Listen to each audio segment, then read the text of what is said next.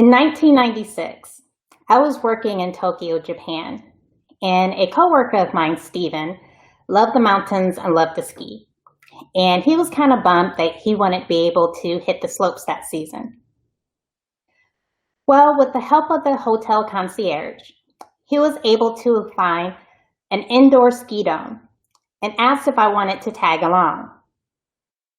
I let Steven know I had never been skiing before, and he had said, "That's okay, I'll teach you the basics." Steven told me how the indoor ski dome looked like this giant slide from the outside. And when we go in, there would be man-made snow and places where he can teach me the basics before going to higher ground and leaving me alone on the bunny slopes. While I was at Lalaport Ski Dome, I didn't feel out of place, even though I was the only Black person in that establishment that particular day. I simply enjoyed my time learning a new activity and sport. It wasn't until I returned to the United States several months later, and I was sharing with other people about my first time ski experience, until one person looked at me a little puzzled and said, "But Narissa, don't you know? Black people don't ski." Well, I looked puzzled back and was going "But I ski?" And I want to say that there's other Black people who ski too. Now here we are some 20 years later, and although my friends and colleagues all know that I ski, other Black people ski, as well as do other activities, the thinking behind the outdoor and adventure marketing campaigns haven't evolved in a similar way.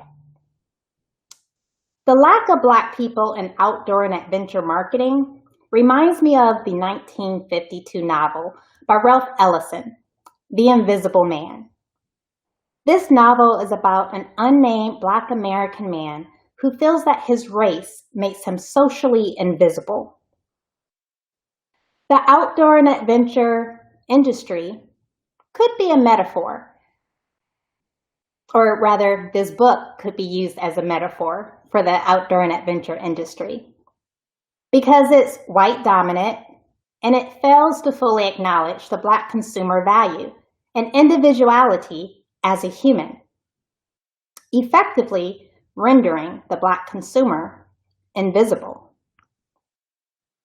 You don't even realize that you're pushing great customers away in a time when your destination or company needs to be attracting more travelers. And there's an opportunity to grow your business by marketing to the customers other brands ignore.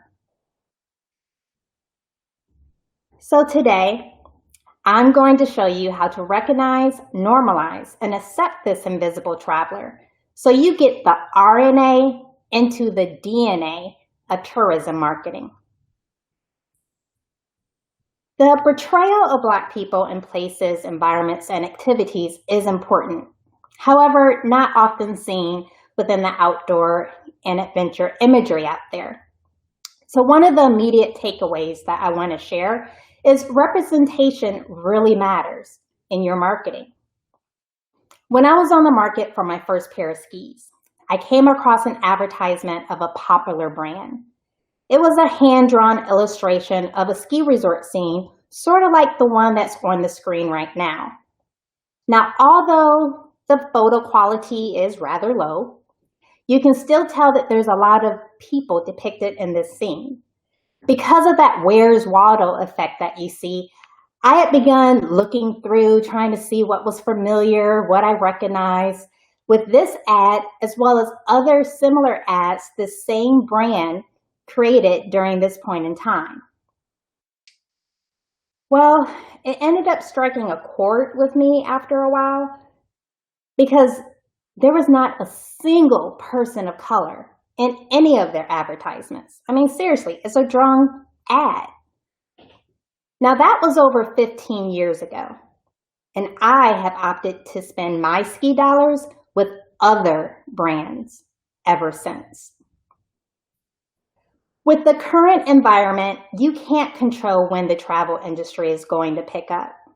However, you can control your marketing and entice travelers to consider or purchase your brand by marketing or making your marketing more relatable. Now, I'm not saying that every ad needs to have at least one Black person or BIPOC person thrown in for good measure. That wouldn't be an authentic and sincere use of BIPOC talent. And although tokenistic practices are rarely intentional, it's wise to be intentional about avoiding it altogether. Be aware and thoughtful enough to ask the question how to avoid tokenism in your marketing. It will help you focus on a target audience rather than a target individual. Which brings me to another point. You have to normalize the fact that Black people are just like other races and ethnicities. I mean, seriously, we like to have fun and try new things too. Black people are more than someone else's perception or stereotype. The breadth of activities Black people participate in at home and while traveling are endless, yet isn't fully acknowledged by marketers. Black travelers are doers and action shot takers.